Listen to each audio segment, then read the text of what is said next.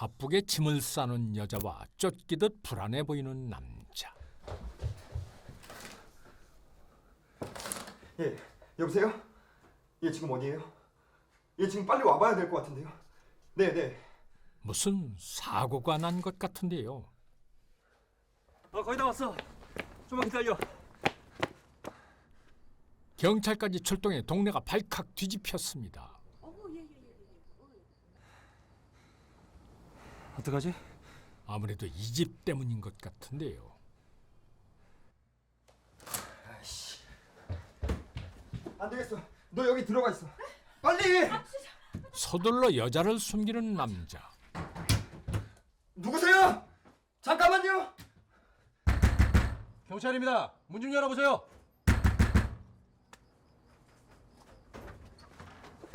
무슨 일이에요? 집에 여자분이 감금되어 있다는 신고를 받고 왔습니다. 무슨 말이에요? 감금이라뇨? 이웃분들이 신고를 했어요. 대개 여자분이 감금돼서 노예생을 하고 있다고. 예? 자, 잠시만요. 안 됩니다. 그런데 그때 저도 이 집에 삽니다. 이 집엔 우리 둘만 삽니다. 아이 그러니까 확인 좀 해보자는 거 아닙니까? 자 비켜보세요.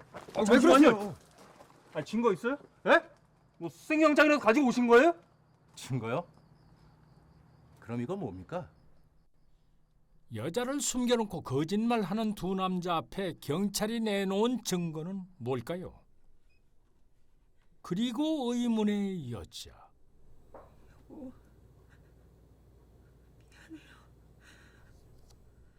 바깥에선 소리가 들릴 법도 한데 살려달라 소리도 지르지 못합니다. 옷장 속에서 나오지도 못하고 무기력하게 울고 있는 이 여자에게는 대체 무슨 사연이 있는 걸까요? 사건이 일어난 곳은 한적한 주택가 외딴 집이었습니다. 와, 시간 빠르네. 벌써 15일이 지났어? 달력에 표시된 15일과 30일, 강석 씨에게 중요한 일이 있는 날인가 본데요. 그때 가방을 싸가지고 나온 유성 씨. 짐 다 쌌어요. 잘 있어. 갔다 올게. 유성 씨와 강석 씨는 대체 무슨 관계일까요? 다투기라도 한 걸까요? 분위기가 어째 냉랭합니다. 그런데 뭔가 이상합니다. 강석 씨가 외출을 앞두고 주머니에서 꺼내든 건 자물쇠. 방문을 잠궈 버리는데요. 유성 씨, 이 집에 감금돼 있는 겁니까?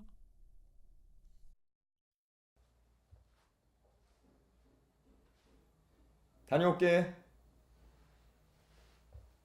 유성 씨를 집 안에 가둔 채 누가 볼세라 꼼꼼히 문단속을 하고 집을 나서는 강석 씨.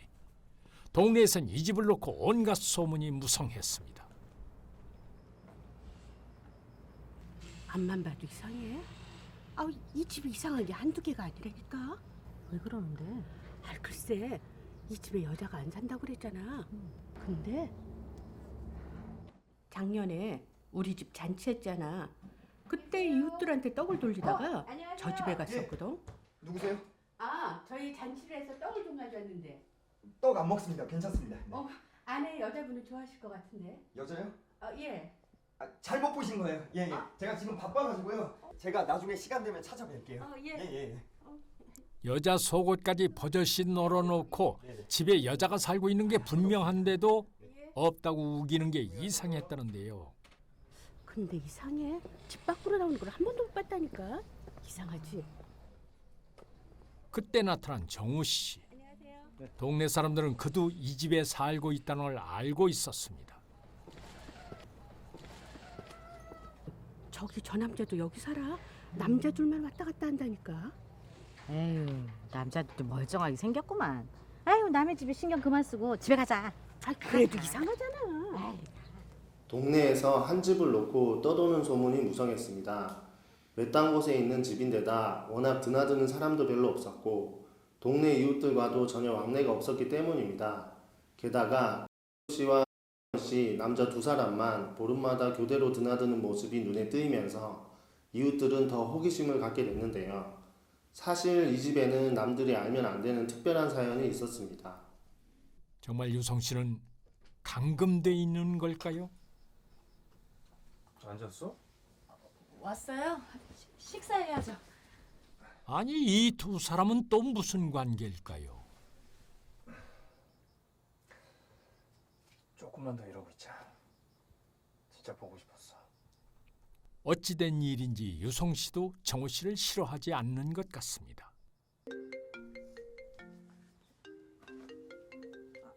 저 잠깐 전화 통화 좀 하고 올게요. 뜻밖에도 갇혀 지내는 걸로 보이는 유성 씨가 전화 통화를 마음대로 합니다. 하지만 정우 씨는 못마땅한 표정인데요. 누구에게서 걸려온 전화일까요? 몹시 불안해하는 유성 씨. 그녀의 모든 것은 감시되고 있습니다. 그날 밤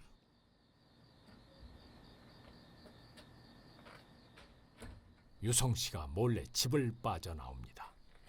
감금 상태에서 탈출을 시도하려는 것 같은데요. 유성 씨 과연 성공할 수 있을까요?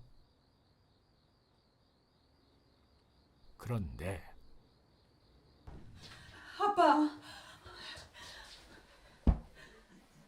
유성아, 오늘도 혈압 안 좋았다면서요. 괜찮아. 어떻게 왔어? 유성 씨가 찾아간 사람은 아버지, 가족과도 연락이 가능한 상황이었던 것입니다. 근데 어떻게 알았냐? 죄송합니다, 장인어른. 어찌된 일일까요? 유성 씨를 감금한 강석 씨가 남편이었습니다. 그는 왜 아내를 가뒀던 걸까요?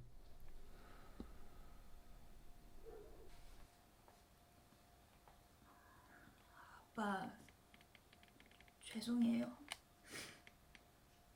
자식이라고 하나 있는 게 이 모양이라서 아빠 아픈데 같이 있지도 못하고. 그런 소리 마. 그리고 넌 이미 죽은 사람이야. 이 애비가 죽었다는 소식을 들어도 절대 오면 안 돼. 알았어? 멀쩡히 살아있는 딸을 죽은 사람 취급하는 아버지. 숨어 사는 딸과 두 명의 남자. 모든 게 의문투성인데요. 사연은 6년 전으로 거슬러 올라갑니다.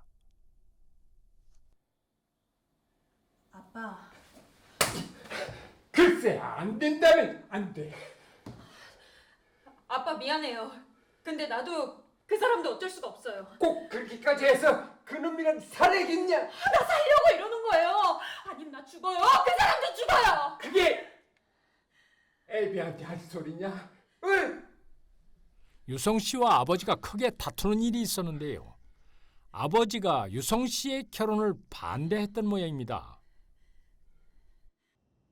그런데 얼마 후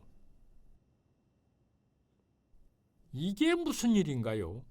아버지가 멀쩡히 살아있는 딸 유성 씨의 장례를 치르고 있습니다. 자네 참 못쓸 사람이야.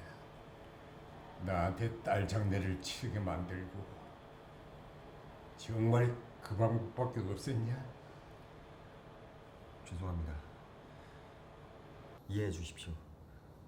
저희가 살려면 이 방법밖에 없었습니다. 남편 강석 씨 역시 아내 유성 씨를 죽은 사람으로 만드는 데 동의했다는데요.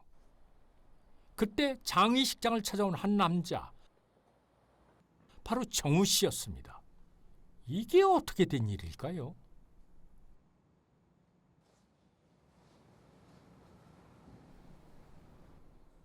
강석 씨는 물론이고 아버지까지 잘 알고 있는 듯한 정우 씨.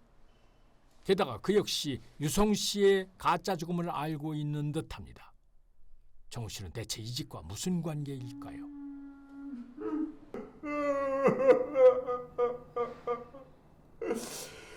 유성 씨 아버지의 서러운 눈물 속에 이들이 꾸미고 있는 일은 대체 무엇일까요?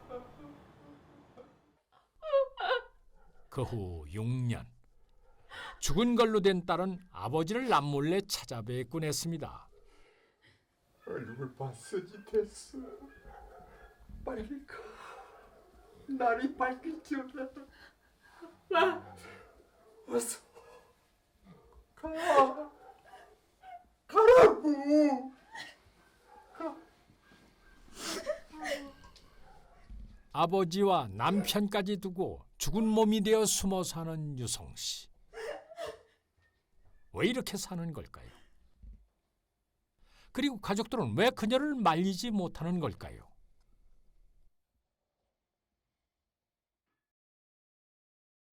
남편 강석 씨가 장인어른 병간호를 하는 동안 집에선 유성 씨와 정우 씨가 같이 지내고 있었습니다. 그런데 달력을 보는 이들의 표정이 좋지 않습니다. 15일 간격으로 표시된 전날은 대체 무슨 의미가 있는 걸까요? 벌써 15일이 훅 갔네. 아쉬워? 아이고, 나도 아쉽다. 자, 그러니까 그런 말 하지 마. 응? 헤어지기가 못내 아쉬운 듯한 두 사람. 그런데 나왔어. 남편 강석 씨가 왔습니다. 불륜 현장을 들킨 건가요? 그런데 두 사람 전혀 놀라지 않습니다. 안 그래도 가려는 참인데. 아니, 이건 또 무슨 상황인가요? 에이, 형님. 이러시면 계약 위반입니다. 12시까지 비워주기로 했지 않습니까? 마누라가 잘해줬나 봐요. 뭘 잘해줘요. 난 두 분한테 항상 공평했고요. 더도 덜도 없이 똑같이 했어요. 아니, 농담이야. 아니야. 나한테만 더 잘해줬어.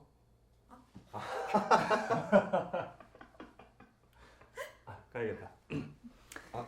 가세요. 멀리 안 나갈게요. 어찌된 일일까요?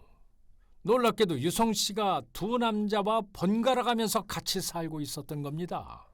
힘들었죠. 힘들긴 마누라 생각하느라 힘든 것도 몰랐어. 가자.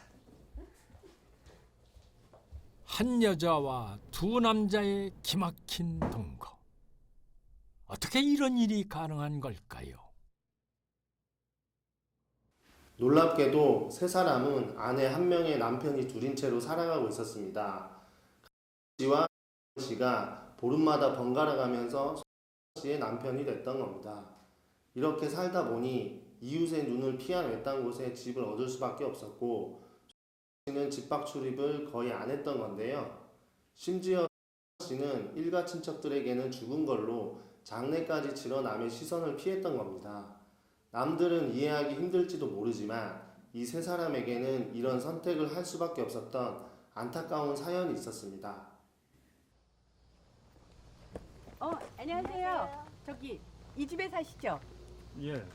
근데 무슨 일로 오셨죠? 아, 제가 여기 부녀회장인데 부인께서 반상회를 통 안 오셔가지고요. 지금 안에 계시죠? 잠시만요. 부인이라니요. 이 집은 남동생이랑 저랑 둘만 사는 집입니다. 무슨 말이에요? 제가 며칠 전에도 봤는데. 저기요. 이해할 수 없는 모습으로 살다 보니 자연스레 남들의 눈을 피하게 된 세 사람. 그러다 보니 주변에서 엉뚱한 오해를 하기 십상이었는데요. 세 사람은 남다른 인생을 선택한 대가를 종종 치러야 했습니다. 며칠 후 여보세요? 예? 아빠가... 예, 알았어요. 왜? 무슨 일이야? 아빠가 또 쓰러지셨대요. 어? 잠깐만! 너 죽은 거 잊었어? 저번에도 몰래 갔다 왔잖아! 그럼 어떻게요? 이대로 있어요? 난 그렇게 못해요. 유성아! 유성아! 유성아! 잠깐만 일로. 잠깐만 얘기 좀 해. 왜 그래? 아버지가 위독하다는 소식에 앞뒤를 가릴 수 없을 만큼 흥분한 유성 씨. 하지만 이미 죽은 사람. 아무리 급해도 사람들 눈에 띄어선 안 됐습니다. 여봐, 있다니까.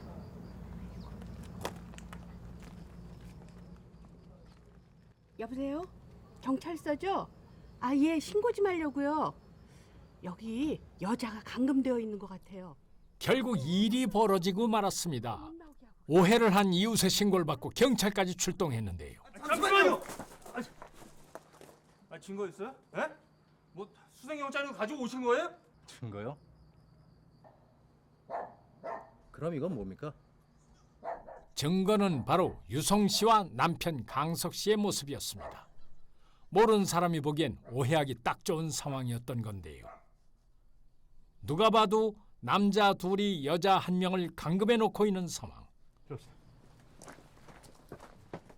세 사람이 위기를 빠져나갈 수 있을까요?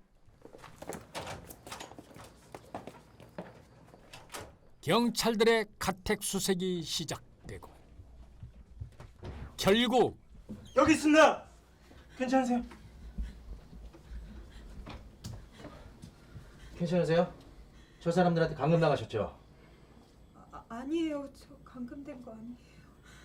저 사람들 보복이 두려워진 거야? 야, 체포해. 형사님 죄송합니다. 저 두 사람 다 제 남편들이에요. 네? 네, 그렇습니다. 강석 씨와 정우 씨는 모두 유성 씨의 남편이었던 것입니다. 도무지 알 수 없는 이들의 관계는 6년 전으로 거슬러 올라갑니다. 유성 씨의 첫 남편이었던 정우 씨. 정우 오빠, 나 정말 강석 오빠한테 가도 돼? 유성아,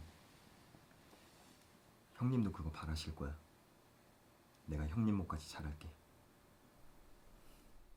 유성 씨는 첫 남편 정우 씨를 잊지 못한 채 강석 씨와 재혼을 했습니다. 그렇다면 정우 씨는 왜 유성 씨를 버리고 떠난 걸까요? 9년 전 사실 유성 씨의 첫 번째 남편인 정우 씨는 결혼 3년 만에 알 수 없는 병을 얻었습니다. 점점 더 흉하게 변해가는 외모에 유성 씨를 떠나 자취를 감췄던 건데요. 죽을 줄만 알고 사랑하는 아내를 힘들게 하고 싶지 않아 떠났던 정우 씨. 3년 동안 연락 한 번 안 했습니다. 유성 씨는 남편이 죽었다고 생각하게 됐고 옆을 지키던 강석 씨와 재혼을 하게 됐던 것이죠.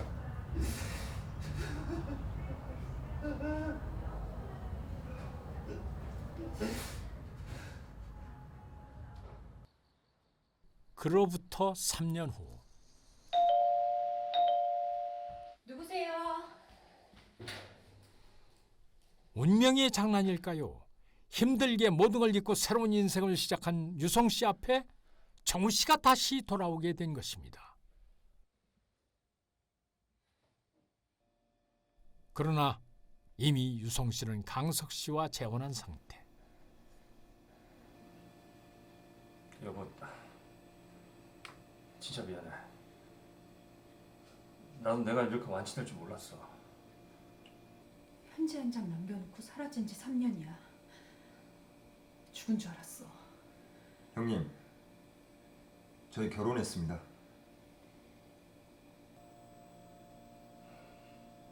그래, 알아. 근데 나도 송이 없으면 안 되겠다.